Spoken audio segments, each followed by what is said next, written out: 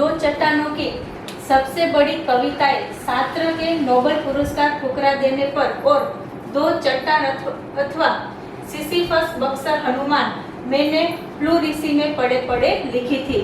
कि यहाँ पे सांत्र यानी कि जो पाल सार्त्र की बात की गई है, जो एक ब्रिटिश लेखक थे। उन्होंने जब उसे नोबेल पुरस्कार मिला था तो उस समय उन्होंने नोबेल पुरस्कार है उसे ठुकरा दिया था। तो उसके आधार पर बच्चन जी ने दो कविताएं लिखी थी, जिसका नाम है दो चट्टान और दूसरी है सिसिफल बक्सर हनुमान।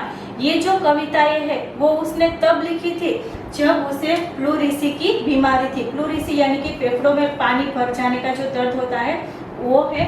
तो उस समय भी उन्होंने इतनी गहरी बीमारी में भी इतनी अच्छी कविताएं है वो लिखी थी। बहरहाल जब मैं अपनी जवानी पर था, बीमारी मुझे पराजित न करती थी। मैं ही अपनी जीत से बीमारी को पराजित कर देता था। यहाँ पे जब बच्चन जी युवान थे तो उस समय जो बीमारी थी वो कभी भी बच्चन जी को पराजित है वो नहीं कर सकती थी। यानी कि जब भी वो बीमार होते थे तो उस समय वो और भी ज्यादा काम करते थे और भी अच्छा काम है वो कर सकते थे। तो बीमारी उसे कभी पराजित है वो नहीं कर सकती थी, बल्कि बीमारी को बच्चन जी है वो पराजित कर देते थे। बुखार सुखार आदि कितने दिन चलता। विश्राम तिवारी कहा करते थे कि मार के पीछे भूत भागे। मैंने अपने प्रयोग से सिद्ध किया था कि काम के पीछे बुखार भागे। कि जब भी वो बीमार होते थे तो उस समय वो ज्यादा काम करते थे, तो इस तरह बुखार है वो उसे कोई भी उस पर हावी नहीं होता था। और विश्राम तिवारी का जो उसकी एक कहावत है, मार के पीछे भूत भागे। यानी कि जो बुरे व्यक्ति होते हैं उनके साथ बुरा बर्ताव करने से ही उसे जो बात है वो समझ आती है। यानी जैसे हम कहते हैं कि जैसे के साथ तैसा, उसके अर्थ पर है कि मार के पीछे भूत भागे। तो ये किसका वाक्य है? विश्राम तिवारी का। ये भी आपको याद रखना है। और बच्चन जी ने अपने प्रयोग से सिद्ध कर दिया था कि काम के पीछे बुखार भागे। कि यदि हम अपना मन है वो काम में लगा दे तो बुखार है वो अपने आप चला जाएगा। यदि हम बैठे बैठे ऐसे ही कहते रहे कि मुझे बुखार है, मेरी तबीयत अच्छी नहीं है, मैं ये नहीं कर सकता, वो नहीं कर सकता, तो बुखार है वो हम पर हावी हो जाएगा। हम वाकई ही वो निर्बल बनते हैं। लेकिन हमें उसे क्या करना है? तो क्या पराजित करना है। तो बुखार के समय यदि हम काम करें और उसे इग्नोर करें तो बुखार है वो अपने आप ही चला जाता है। तो इस तरह उन्हें अपने प्रयोग से ये सिद्ध कर दिया था कि काम के पीछे बुखार भागे। यह बुखार मामूली न था, इसका संबंध उस तूफान से था जो पिछले 9 महीने से मुझे जकजोर कर रहा था और जो शांत होने से पूर्व सबसे अधिक विध्वंस झटका मुझको दे गया था। लेकिन आज जो बच्चन जी को बीमारी हुई है, यानी कि इस बार जो उसे बुखार हुआ है वो बुखार कोई मामूली बुखार नहीं था। ये बुखार ऐसा था कि कितने महीने उसे रहा और उन्हें मानो अंदर से हिला दिया हो, उन्हें अंदर से बिल्कुल हिला डुला दिया गया हो, ऐसा उसको लगता था। और वो शांत होने पर, यानी कि जब वो इस बीमारी से बाहर निकलेंगे तो उसे ऐसा लगता है कि मानो विघ्न संकट जड़ के उसे मुझको दे गया था। यानी कि उसे जब वो बुखार उतरेगा तो उस समय उसे कोई बड़ी मुसीबत का सामना है वो करना पड़ेगा। स्कूल बंद था, ट्यूशनों पर मैं जाता था, उनकी आमदनी की मुझे जरूरत थी। अब स्कूल बंद था यानी कि छुट्टियों का समय था, इसीलिए बच्चन जी है वो स्कूल पढ़ाई करवाने नहीं चाहते थे। लेकिन जो वो ट्यूशन लेते थे वो शुरू थे क्योंकि उनकी आमदनी की उसे जरूरत थी। किताबों की बिक्री अभी नियमित नहीं थी। वो जो किताबें लिखते थे उसकी बिक्री यानी कि बेचन तो वो भी नियमित रूप से नहीं हो रही थी। कर्ज सिर पर चढ़े थे कि उनके सिर पर बहुत सारा कर्ज भी था। बुखार 10 दिन चला, 20 दिन चला, महीने भर चला, 2 महीने चला और जुलाई आ गया। कि इस बार बच्चन जी को जो बुखार होता है वो कोई मामूली बुखार नहीं था। वो कितने लंबे समय तक बच्चन जी को था। वो कहते हैं कि वो आज जो मुझे बुखार हुआ है वो 10 दिन, 20 दिन, महीने भर, 2 महीने और जुलाई महीने तक ये बुखार है वो उनका चलता है। अब बुखार के साथ ट्यूशन पर ही जाना न होता, दिन भर स्कूल में पढ़ाना भी पड़ता कि अब जब उसे बुखार हुआ है तो उस बुखार के साथ वो ट्यूशन है वो लेने नहीं जा सकते और साथ ही साथ उसे स्कूल में भी अब पढ़ाने है वो जाना पड़ता था, क्योंकि स्कूल है जो बंद थी वो खुल गई है तो स्कूल में भी उसे पढ़ाने के लिए जाना पड़ता था। तो इतना काम है वो बुखार के साथ वो नहीं कर सकते थे। बुखार का नमूना वही, सुबह बिल्कुल नहीं, शाम को 101 102 के बीच कि बच्चन जी को बुखार किस प्रकार का था, तो कि उसका बुखार सुबह मानो कि उसे कुछ नहीं है, जैसे कि उसे बुखार ही नहीं है, लेकिन जैसे शाम होती थी तो उस समय उसका बुखार 101 102 के बीच में रहता था। कमजोरी दिन ब दिन बढ़ती हुई, कभी कभी धीमी खांसी के बुखार की वजह से उनके शरीर में कमजोरी है वो भी धीमे धीमे बढ़ती जा रही है और उनकी खांसी है वो भी उन्हें आ रही है। दवा शौकिया दवा बाटू एक होम्योपैथ कर रहा था कि यहाँ पे बच्चन जी वो होम्योपैथिक पद्धति की जो दवा है वो ले रहे थे। दवा बाटू यानी कि दवा बेचने वाला, तो दवाई बेचने वाले के पास से वो होम्योपैथिक की दवाइयाँ है वो ले रहे थे।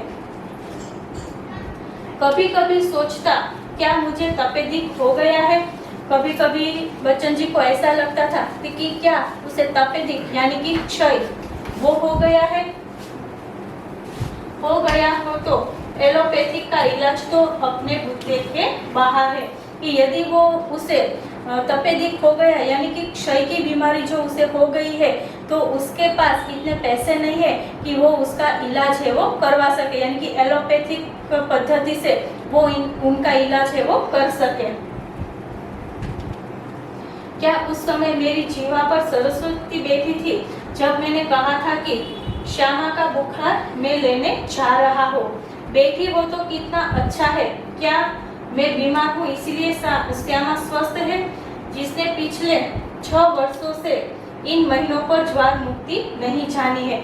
यहाँ पे बच्चन जी के साथ साथ उनकी जो पत्नी है श्यामा वो भी उस समय बीमार थी।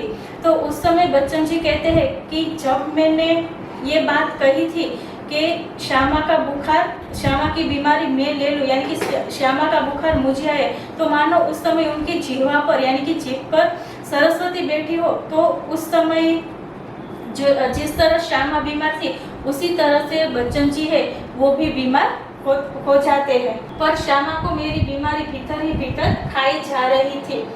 उसने अपने इच्छा बल से जैसे अपने को स्वस्थ कर लिया था कि वह भी कहीं मेरी चिंता न बन जाए कि जो श्यामा है उनकी पत्नी है उसे जब बच्चन जी की बीमारी के बारे में पता चलता है तो उस समय उसकी चिंता है वो और भी बढ़ जाती है। मानो कि भीतर ही भीतर उन्हें बच्चन जी की चिंता होती है और उस समय अपने इच्छा बल से मानो कि वो स्वस्थ होने लगती है, यानी कि अपनी तीव्र इच्छा से वो स्वस्थ धीरे धीरे होने लगती है।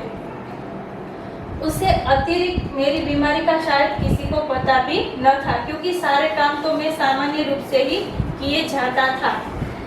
गर्मी में तो सभी थोड़े बहुत दुबले होते थे कि जो बीमारी है बच्चन जी को लगी हुई है उसकी बीमारी के बारे में सिर्फ किसे पता था, तो कि सिर्फ श्यामा को ही पता था, क्योंकि आमतौर पर बच्चन जी है वो अपना कार्य नित्य रूप से कर रहे थे ताकि किसी को उसे देखकर ऐसा नहीं लगता था कि बच्चन जी है वो बीमार है। तो इस तरह से वो अपना काम है वो सही ढंग से कर रहे थे। और गर्मी में तो सभी बहुत दुबले होते ही कि गर्मी की जब सीजन आती है तो उस समय सभी लोग थोड़े बहुत दुबले तो हो ही जाते हैं। एक दिन उसने मुझे कहा कि मैं डॉक्टर BK मुखर्जी से अपना परीक्षण करवाऊं। कि एक दिन श्यामा है वो उससे यानी कि बच्चन जी से कहती है कि आप अपना निदान है वो उनके जो डॉक्टर है जिनका नाम है BK मुखर्जी, तो उनसे उनका परीक्षण है वो करवाए। मैंने टाल मटोल की तो उसने ब्रह्मास्त्र छोड़ दिया। मैं जब तक अपने को डॉक्टर को न दिखलाऊंगा वह खाना नहीं खाएगी। कि जब श्यामा जी है वो उसे कहती है कि आप अपना परीक्षण है वो डॉक्टर मुखर्जी से करवाए, तो उस बात को बच्चन जी है वो टाल मटोल देते हैं कि मुझे नहीं करवाना है। लेकिन उस समय वो ब्रह्मास्त्र है वो छोड़ देती है। ब्रह्मास्त्र वो ब्रह्म का अस्त्र है जिसका निशाना कभी चूकता नहीं है। उस अर्थ में आपने इसका नाम भी सुना होगा, महाभारत रामायण उन सब में ब्रह्मास्त्र का उच्चारण है वो किया गया है। तो वो कहते हैं कि उन्होंने ब्रह्मास्त्र छोड़ दिया और कहा कि जब तक आप डॉक्टर को नहीं दिखाओगे तब तक मैं खाना है वो नहीं खाऊंगी। ब्रह्मास्त्र तो मानना ही था कि ये जो बात उन्होंने कही थी कि जब तक आप परीक्षण नहीं करवाएंगे तब तक मैं खाना नहीं खाऊंगी, तो उसी बात से बच्चन जी है वो अपना परीक्षण करवाने के लिए तैयार हो जाते हैं। डॉक्टर मुखर्जी को भय था कि मुझ पर क्षय का आक्रमण हुआ है। कि डॉक्टर मुखर्जी है जब उन्होंने उनकी जांच की तो उस समय उसे ऐसा डर था कि बच्चन जी को शायद क्षय की बीमारी है वो हो गई है। नुस्खा उन्होंने लिख दिया और कुछ दिन चिंता मुक्त होकर पूरी तरह आराम करने को कहा। कि नुस्खा है यानी कि जो औषधि है, दवाई है, वो उन्होंने लिख दी थी और कहा था कि चिंता मुक्त होकर आपको आराम है वो करना है। नुस्खा मुझे मौत का परवाना लगा। कि वो जो नुस्खा है वो बच्चन जी को कैसा लगता है, मानो मौत का आज्ञा पत्र हो। परवाना यानी कि आज्ञा पत्र, तो मौत का परवाना है वो उसे लगता है। क्या मेरी विदा का समय आ गया कि उसे देखकर, उसे जो परवाना मिला था उसे देखकर बच्चन जी को ऐसा लगता है कि अब मेरी विदाई का समय है वो आ गया है। वो अपने आप से ही प्रश्न करते हैं कि क्या अब मेरी विदाई का समय आ गया है? क्या इतने ही दिनों के लिए आया था? क्या इस दुनिया में मैं इतने ही दिन के लिए आया था? इतना ही गाने गुनगुनाने, केवल इतना श्रम संघर्ष करने, इतने दुख संकट उठाने?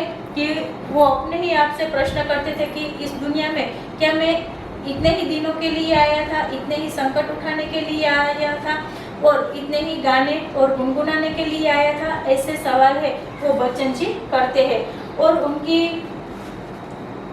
और आगे कहते हैं, स्वागत की साथ विदा की होती देखी तैयारी, बंद लगी होने खुलते ही मेरी जीवन मधुशाला। कि उनकी जो प्रख्यात कविता है मधुशाला, उनकी एक जो पंक्ति है वो यहाँ पर बच्चन जी ने दी है कि स्वागत के ही साथ विदा की होती देखी तैयारी, बंद लगी होने खुलते ही मेरी जीवन। कि यहाँ इसका अर्थ होता है कि जब भी हम किसी वस्तु का स्वागत करते हैं तो उसके साथ साथ उसकी विदाई की भी तैयारी है वो करते हैं। कोई भी चीज़ की हम तैयारी करते हैं तो उसका स्वागत भी होता है और उसकी विदाई भी होती है। और उसी तरह जो हमें ये मनुष्य शरीर मिला है तो वो भी हम जन्म लेते हैं तो हमारी मृत्यु भी अवश्य है वो होती है। तो इस अर्थ में बच्चन जी कहते हैं कि मानो कि अब उसे जाने का समय है वो आ गया है। क्या मैंने अपनी भविष्यवाणी स्वयं कर दी थी? कि ये जो उन्होंने पंक्ति लिखी थी उसमें उसे लगता है कि मैंने अपनी भविष्यवाणी स्वयं ही कर दी है। सबसे मर्मवेदी प्रश्न था, क्या श्यामा के भाग्य में वैधव्य भी लिखा है? और सबसे हृदय स्पर्श करने वाला वाक्य क्या था? तो कि वो सोचते थे कि क्या श्यामा है उनके भाग्य में विधव्य यानी कि विधवापन है वो लिखा है। मरने से मुझे डर नहीं था, वह मुझे कठिन भी नहीं लगा। कठिन लगा मरने के पहले जीना। कि बच्चन जी है वो कहते हैं कि मरने से मुझे बिल्कुल डर नहीं लगता है और मरना भी मुझे कठिन नहीं लगता है। लेकिन कठिन क्या लगता है? तो कि मरने से पहले जो उनका जीवन है वो उसे कठिन लगता है।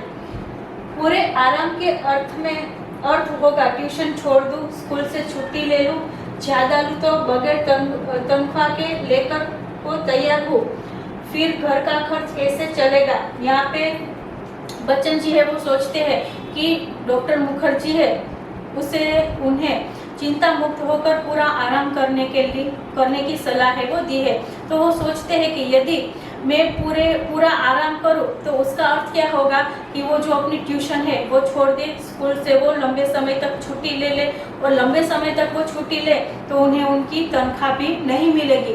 तो उस समय उनका घर खर्च है वो कैसे निकलेगा, तो इस बात की उसे चिंता है वो सताई जा रही थी।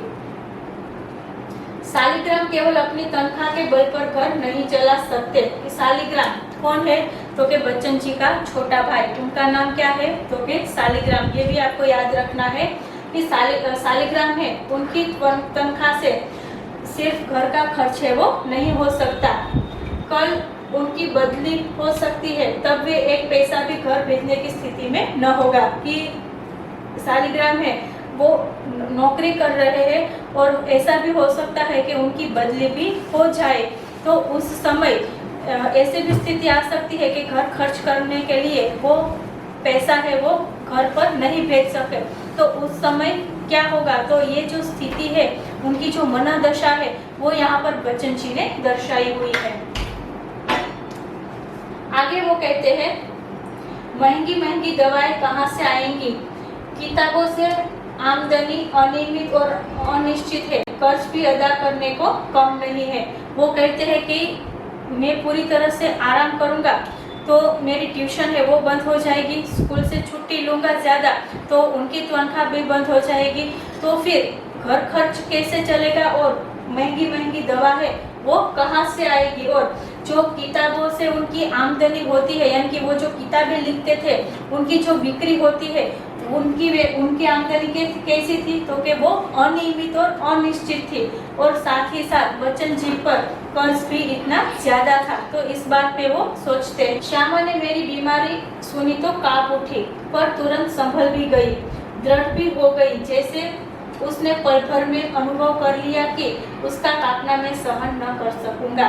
कि जिस दिन श्यामा जी को पता चलता है कि बच्चन जी को क्षय की बीमारी है, तो ये बात सुनकर श्यामा जी है वो पूरी कांप उठती है, लेकिन तुरंत अपने आप को संभाल भी लेती है। क्यों?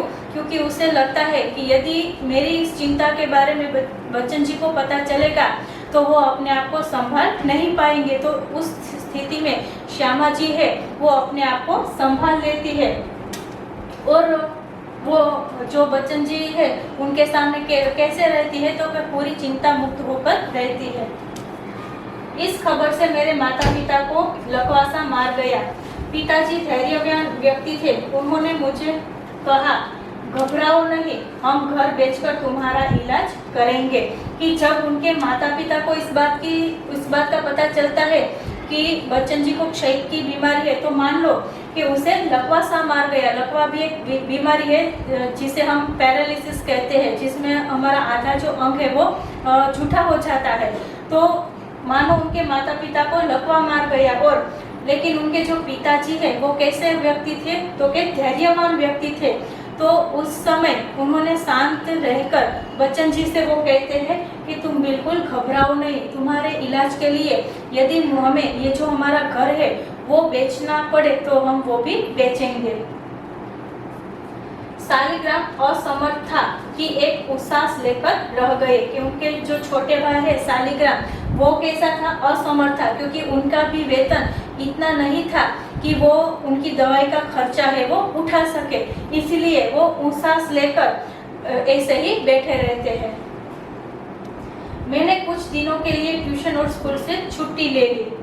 किताबों की बिक्री से कुछ रुपये पड़े थे, उनसे दवाएं मंगा ली और चारपाई पर लेट गया। श्यामा की सेवा साकार हो गई। कि यहाँ पे बच्चन जी कहते हैं कि डॉक्टर मुखर्जी ने उसे पूरी तरह से आराम करने के लिए कहा था, तो उस समय वो ट्यूशन से और स्कूल से क्या करते हैं, तो कि छुट्टी ले लेते हैं, और उनकी जो किताबें थी उनसे जो उनकी बिक्री हुई थी और उनसे उनकी जो आमदनी आई थी, उनसे वो जो उनकी दवाइयाँ है वो मंगवा लेते हैं, और फिर चारपाई यानी कि जो जिसे हम खटिया कहते हैं उस पर लेट जाते हैं, और जो श्यामा की बीमारी है वो भी साकार हो जाती है।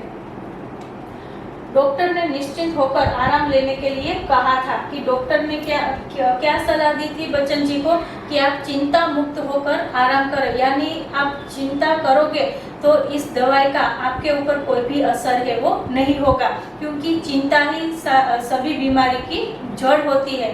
तो यदि आप चिंता करोगे तो आपकी दवाई पर पानी फिर जाएगा, उसका आप पर कोई असर है वो नहीं होगा। तो चिंता मुक्त होकर आराम करने के लिए डॉक्टर ने उससे सलाह दी थी। जब बहुत कुछ करने को रहता था, चिंता के लिए समय ही कहाँ था, अब तो चिंता ही चिंता करने को थी। कि जब वो काम करते थे तो इतना काम करते थे कि उसके पास समय ही नहीं था कि वो चिंता करे, लेकिन अब तो उसे क्या करना है तो कि आराम करना है, पूरी तरह कुछ काम ही नहीं करना है। तो ये उसके लिए सबसे बड़ी चिंता थी। विशेष चिंता भी मुझे सिर पर चढ़े कर्ज की थी कि सबसे ज्यादा चिंता बच्चन जी को किस बात की थी कि उसके सर पर जो कर्जा था उस कर्जे की उसको सबसे बड़ी चिंता थी। मेरा इलाज हो या न हो पर कर्ज की किस्तें तो जानी ही चाहिए। उसकी नियमित अदायगी के साथ मेरी साख जुड़ी थी। उसका जाना मेरे मरने से पहले ही मेरी मौत होगी। कि उनके सर पर जो कर्जा था वो कर्जा उसे हर हाल में उतारना था। वो सोचते थे कि वो जो नियमित रूप से जो कर्ज है उसकी किस्ती दिया करते थे वो हर हाल में उसी समय लोगों के पास पहुंचनी चाहिए। यदि वो किस्ती योग्य समय पर लोगों को नहीं मिली तो उसकी साख यानी कि जो हमारी प्रतिष्ठा है, हमारी इज्जत होती है वो, तो उसकी जो प्रतिष्ठा है वो चली जाएगी। और उनकी प्रतिष्ठा जाने का मतलब है उनकी मौत से पहले ही मर जाना।